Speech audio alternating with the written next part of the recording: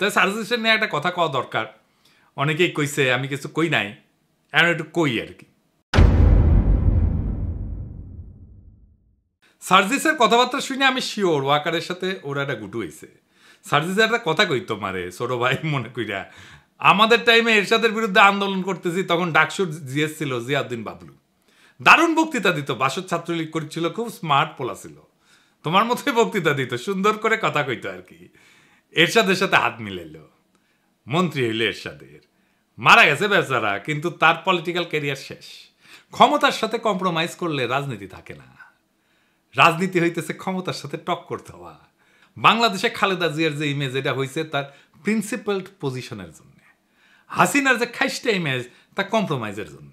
জিয়াউদ্দিন বাবলু তো আমারও নেতা ছিল, আমি তো তখন মফস্বলের ছোট নেতা। আর জিয়াউদ্দিন বাবলুকে কেউ চিনে? ওই সময়ের কত নেতা আছে না, কত নেতা ছিল, তো আমার যেটুকু পরিচিতি হয়েছে সেটুকু পরিচিতি তো তাদের নাই। অথচ আমি তো তখন মফস্বলে কর্মী ছিলাম, তাই না? রাজনীতি একটা অনেক লম্বা পথ। এইখানে এই বয়সে কম্প্রোমাইজ করে ফেললে হয়তো এমপি হবা দুই একবার, তারও বেশি হইতে পারো, মন্ত্রীও হয়তো হবা, তারপর জিয়াউদ্দিন বাবলু হয়ে যাবে। হাসনাত মন্ত্রী এমপি হইতে পারবে কিনা জানি না, কিন্তু বাংলাদেশের নেতা হবে, আগামীর বাংলাদেশের নেতা হবে, যদি তার ইমেজটা এইভাবে ধরে রাখতে পারে। মার্চ ফর গাজায় হাসনাত যে মিছিল করিচ্ছেন না, ওর পাশের জায়গাটা তো তোমার হইতে পারতো সার্জিস, হয় নাই? ওই জায়গাটা রাজনীতির। আর ওয়াকারানন্দ প্রভুপাদের সাথে যে কোনো কথাবার্তার নেগোসিয়েশন সব প্রাসাদ ষড়যন্ত্র, ওইখানে রাজনীতি থাকে না। যাই হোক, আজকের প্রসঙ্গে আসি। আজকের প্রসঙ্গ শ্রী শ্রী ওয়াকারানন্দ প্রভুপাদ। এই নাম কেন দিলাম, আসেন সে আলাপটা করি। এই শ্রী শ্রী ওয়াকারানন্দ প্রভুপাদ মনে হয় জিন্দেগি ভালো হবে না। মাসুদ ভালো হবে, উই ভালো হবে না। প্রভুপাদ কেন করছি, কারণ উই যা কাজ করিচ্ছে তাতে এটা ছাড়া আর কোনো কিছু কওয়া উচিত হবে না। ওয়াকারানন্দ প্রভুপাদ বাংলাদেশে ইন্ডিয়ার মূল চালিকা শক্তি হয়ে উঠছে, তার উপরে ভর করিছে ইন্ডিয়া। সে এখন ইন্ডিয়ার মূল প্লেয়ার বাংলাদেশে, তার উপরে ভর করিয়া ইন্ডিয়া কিছু করবে পারবে কিনা সেটা অন্য আলাপ, আমি আসিচ্ছি সে আলাপে। তার আগে দেখে নি কেন আমি তারে প্রভুপাদ কইছি। ওয়াকারানন্দ গেছে রাশিয়ায়, তারপরে ক্রোয়েশিয়ায়। জানুয়ারিতে রাশিয়ান রাষ্ট্রদূত দেখা করেছিল, তাই গেছে রাশিয়ায়। রাশিয়া কেন আমরা হিন্দুস্তান টাইমসের শিরোনাম দেখি, লিখেছে হিন্দুস্তান টাইমস, অভ্যুত্থানের জল্পনার মধ্যে ভারতের বন্ধু দেশে বাংলাদেশি সেনাপ্রধান করলেন কাজ। এই কথার মধ্যে সবকিছু কয়া দিছে। তাহলে কি কাজ করতে গেছে ওইটি? আপনি যখন কারোর সাথে ঘুটু করতে যাবেন না, তখন তৃতীয় একটা দেশে যাবেন। এই তৃতীয় দেশটা হইতেছে রাশিয়ায়। এই রাশিয়ায় গিয়া সে ইন্ডিয়ার পানি পড়া নিয়ে আসিছে। আইসেই সে দেখাতে গেছে যে দেখো দেখো দেখো, বাংলাদেশে ইন্ডিয়ার সিফল সালার এখন আমি ওয়াকারানন্দ প্রভুপাদ, আমার এখন সার ডাকবা, বুঝছাও। গেছে বৌদ্ধ বিহারে, দেখেছেন? হিন্দুস্তান টাইমস কি নিউজ করলো এবার দেখেন। বাংলাদেশ ভাগের কথা উঠতেই এবার মৌলবাদীদের কড়া বার্তা সেনাপ্রধানের। ওয়াকার বললেন, দেখেছাও। এরপরে গেল পয়লা বৈশাখ করতে ঢাকেশ্বরী মন্দিরে। আর পাশে কে? এডিটর সাহেব দেখান, এই কিরে সন্তোষ শর্মা। হ্যাঁ, সন্তোষ শর্মা বাংলাদেশের রয়ের 1 নাম্বার লোক। বাংলাদেশে আলেমদের ইন্টারোগেশনের টাইমে হাজির থাকতো এই সন্তোষ শর্মা। শোনেন হারুন ইজাহারের কণ্ঠে। একটা নাম আমি বলতে চাই, আপনাদের সকলকে চিহ্নিত করে দিতে চাই। সে হচ্ছে এই একটা পত্রিকা ইদানিং খুব দেখা যায়, কালবেলা পত্রিকার সম্পাদক সন্তোষ শর্মা। সে সরাসরি ওই বিদেশি এই কান্ট্রির ম্যানেজারের পক্ষ থেকে, স্টেশন ম্যানেজারের পক্ষ থেকে সে সরাসরি আমাকে রিমান্ডে নির্যাতন করেছিল। সেজন্য ওই কালবেলা পত্রিকার সম্পাদক সন্তোষ এর বিরুদ্ধে শর্মা, ওর বিরুদ্ধে মামলা হতে হবে। এবং সে কিন্তু নিজেকে অনেক বিভিন্ন আড়াল দিয়ে সে নিজেকে আড়াল করার চেষ্টা করেছে। এরাই কিন্তু আমাদের এই রাষ্ট্রকে সর্বদিক থেকে এনে ধ্বংস করেছেন। এরপর 21 টিভির নিউজ দেখেন। আর এটা সন্তোষ শর্মা এখন তিনি দৈনিক কালবেলার সম্পাদক ও প্রকাশক। কাজ করেছেন শক্তি নামের পত্রিকায়। সাপ্তাহিক সুগন্ধার মালিক ছিলেন সন্তোষ শর্মা। হয়েছিলেন দৈনিক আমাদের সময় পত্রিকার ব্যবস্থাপনা সম্পাদকও। দেশে পূজা উদযাপন পরিষদের কেন্দ্রীয় কমিটির সাধারণ সম্পাদকও তিনি। ভারতের প্রধানমন্ত্রী নরেন্দ্র মোদীর সাথে ঘনিষ্ঠতার সংবাদ প্রকাশ করে তার নিজের পত্রিকাতেই। পেশাগত এসব পরিচয়ের আড়ালে সম্প্রতি বেরিয়ে আসছে ভয়ঙ্কর তথ্য। সন্তোষ কিন্তু দুটো ট্রাম্প কার্ড সে ইউজ করে, একটা সাংবাদিকতার, আরটা হলো সম্পর্ক। সে বাংলাদেশ পূজা উদযাপন পরিষদের সাধারণ সম্পাদক। হেফাজতে ইসলামের যুগ্ম মহাসচিব মুফতি হারুন ইজহার চৌধুরীর দাবি, ভারতীয় গোয়েন্দা সংস্থা র এর এজেন্ট সন্তোষ শর্মা। এইটা সাহেব, এবার আর ওর আসল প্রভু মোদির সাথে ছবিটা দেখান।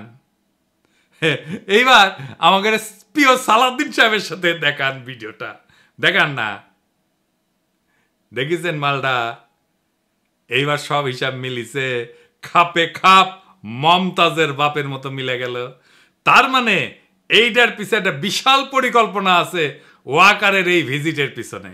আমরা একে একে দেখব ওয়াকারুজ্জামান কেমনে ওয়াকারানন্দ প্রভুপাদ হইয়া উঠল, সেই জার্নিটা আমরা এক্ষুনি একটু দেখি। ওয়াকারের সাথে তো ইন্ডিয়ার পররাষ্ট্র সচিব ক্যান্টনমেন্টে গিয়ে দেখা করেছিল, তাই না?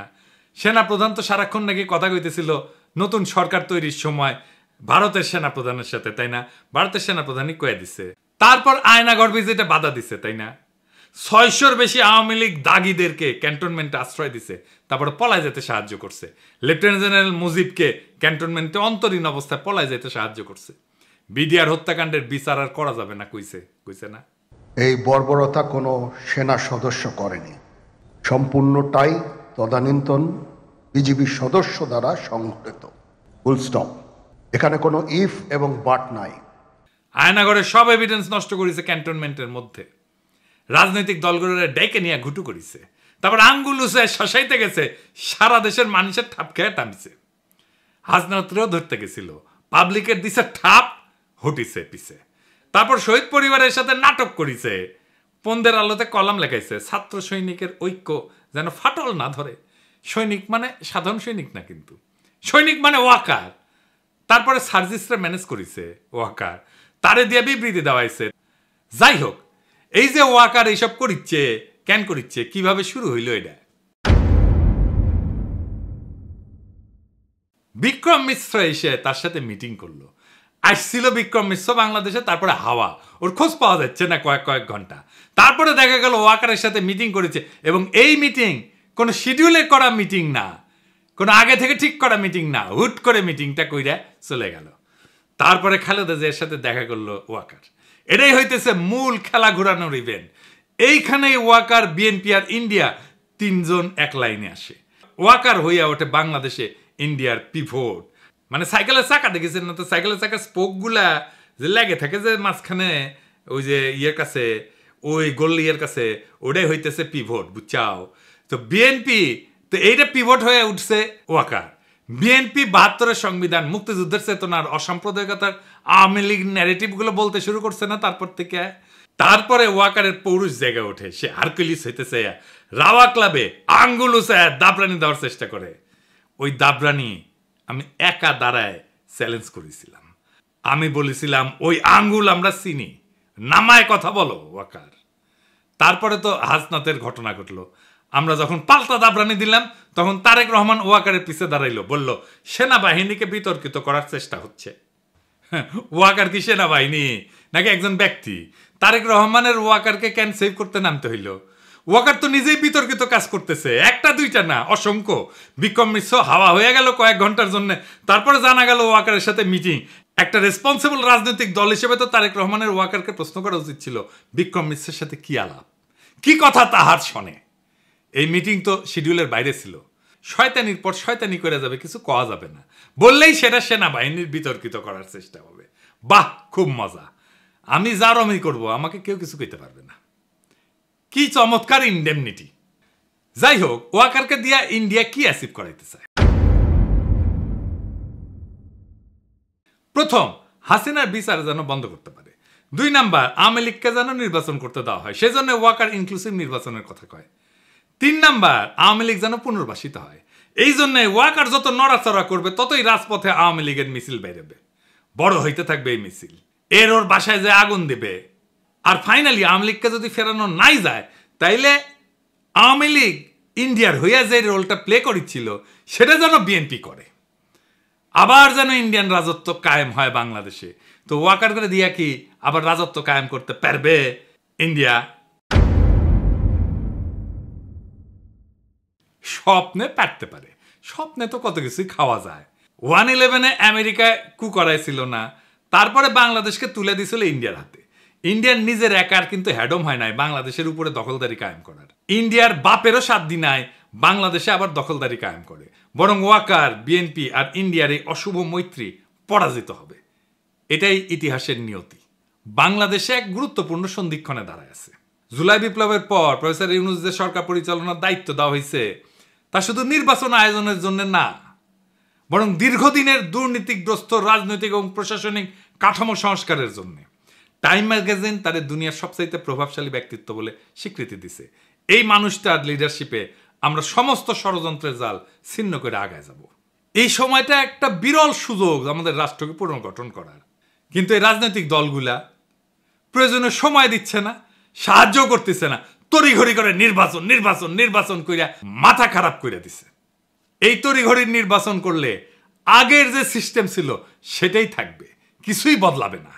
আবার ফিরে আসবে সেই ফ্যাসিবাদ, আবার ফিরে আসবে সেই স্বৈরাচার। বারবার দেখতেছেন না, বারবার রক্ত দেওয়া লাগতেছে, বারবার লড়াই সংগ্রাম করতে হচ্ছে, ওই একই জিনিস আবারও থাকবে যদি আমরা এবার কিছু করতে না পারি। তাই এখন এই সিস্টেমে ব্যবস্থা পরিবর্তনের সময়, শুধু নেতৃত্বের পরিবর্তন না। দেখলাম ফারুকিক দরিছে বিএনপির পোলাপাইন, কেন ওয়াসিমের ছবি ড্রোন শোতে দেখায় নাই। ফারুকি দেখলাম মাপটাপ চাইতেছে। ফারুকির এই অভ্যাসটা ভালো, কিছু বার্তা দেয় না। এর আগেও পাঠ্য বইয়ে ওয়াসিমের নাম না থাকায় খুব খেপেছিল ছাত্রদল, দেখেছেন না? মনে আছে না? ছাত্রদলরে বলি, ছোট ভাই হিসাবেই বলি, ওয়াসিম আমাদের প্রিয়, সব শহীদেরাই আমাদের প্রিয়। শহীদদের উপরে দখলদারি করতে নাই, এতে শহীদের অসম্মান হয়, অমর্যাদা হয়। এটা পরামর্শ দিই আর এটা ইতিহাস বলি। 1990-এ আইকনিক শহীদ ছিল 2 জন, নূর হোসেন আর ডাক্তার মিলন। ডাক্তার মিলনের হত্যাকাণ্ডই এরশাদের পতনকে ত্বরান্বিত করে। উনি জাসদ করতেন, আমরা জানতাম। উনি বিএমএর নেতা, ডাক্তারদের নেতা, এটা সারা দেশে পরিচয় ছিল। ঢাকা মেডিকেল কলেজের টিচার ছিল। এখন এরশাদের পতনের পরে জাসদের মনে হইলো এটার পয়েন্ট নিতে হবে যে ডাক্তার মিলন জাসদ করত। সারা দেশ পোস্টারে ভরায় দিল জাসদ নেতা ডাক্তার মিলন বলে। মানুষজন পছন্দ করলো না। উনি ডাক্তারদের নেতা, ঢাকা মেডিকেল কলেজের শিক্ষক, 90-এর শহীদ, এই পরিচয়টা ঢাকা দিতে চাইল জাসদ পরিচয় দিয়া। কি ফল হইল? নূর হোসেন যুবলীগের কর্মী ছিল, তার নাম সবাই জানে। ডাক্তার মিলনের নাম আজকে কয়জন জানে? এইভাবেই দলের স্বার্থ খাইয়া ফেলে শহীদের অমরত্বকে। ওয়াসিম শুধু না, সব শহীদের নামই টিকে থাকবে যদি ছাত্রদল আধিক্ষেতা না করে। শহীদদের মধ্যে শিবিরের ছেলে নাই? অবশ্যই আছে, ওরা তো আধিক্ষেতা করতেছে না। একমাত্র ওয়াসিমকে নিয়ে আধিক্ষেতা করতেছে ছাত্রদল। যখন মানুষ দেখবে যে আরে জোর করতেছে তো আমার উপরে, তখনই মানুষ মুখ ফিরায় নেবে। এভাবে হয় না আসলে। ওয়াসিমের নাম না আসলে কোথাও যেইভাবে ছাত্রদল ঝাঁপায় পড়তেছে তার উপরে, তাদের কিছু কথা বলতেই হয়। আপনাদের কি আদৌ কোনো নৈতিক অধিকার আছে কারো সমালোচনা করার ওয়াসিমের নাম না নেওয়ার জন্য? না, নাই, নাই। আপনাদের নৈতিক অধিকার নাই। আপনাদের দলেরও কোনো নৈতিক অধিকার নাই কারো সমালোচনা করার। জি, ঠিকই শুনতেছেন। আপনাদের বিএনপির কারো নৈতিক অধিকার নাই কেন ওয়াসিমের নাম নেওয়া হইল না এটা বলার। প্রমাণ চান? এইটা সাহেব দেখান তো 7ই আগস্ট 2024-এ তারেক রহমানের বক্তব্য, যেখানে শহীদের নাম উল্লেখ করতেছে। শুনেন। দেশ এবং জনগণকে স্বাধীন করতে গিয়ে চোখে মুখে বুকে গুলি আলিঙ্গন করা আবু সাইদ কিংবা মুগ্ধের মতন হাজারো ছাত্র ছাত্রী, তরুণ তরুণীকে প্রাণ বিসর্জন দিতে হয়েছে। শুনেছেন? ওয়াসিমের নাম আপনাদের ভারপ্রাপ্ত চেয়ারম্যান কইল? কয় নাই তো। উনার এই বক্তৃতাগুলো তো স্ক্রিপ্ট করে বক্তৃতা। উনি কেন ওয়াসিমের নাম কইল না? উনি তো লিখেই বলতেছেন, তাই না? আগে উনারে ধরেন, তারপরে অন্যদের ধরতে আসেন। ইতিহাসের প্রত্যেকটা বাঁকে আমরা দেখছি যখন দেশপ্রেমিক জনতা একত্র হয় তখন কোনো ষড়যন্ত্রই টেকে না, কোনো চক্রান্তই সফল হয় না। ওয়াকার, বিএনপি বা ইন্ডিয়া যেই হোক, যদি তারা জাতির স্বপ্ন, শহীদের আত্মত্যাগ আর জনগণের আশা আকাঙ্ক্ষার সাথে সংঘাতে আসে, তাহলে ইতিহাস তাদের জায়গা করে দেবে ব্যর্থতা আর তিরস্কারের পাতায়। সামনে অন্ধকার আছে, কিন্তু আলোও কাছেই। প্রয়োজন শুধু দিক ঠিক করা আর পা বাড়ানো। আমরা অবিচলভাবে সেই পথে আগায় যাব। কেউ আমাদের রুখতে পারবে না। নতুন বাংলাদেশ আমরা গড়বই। দ্বিতীয় স্বাধীনতাকে আমরা পরাজিত হতে দেব না। ইনকিলাব জিন্দাবাদ।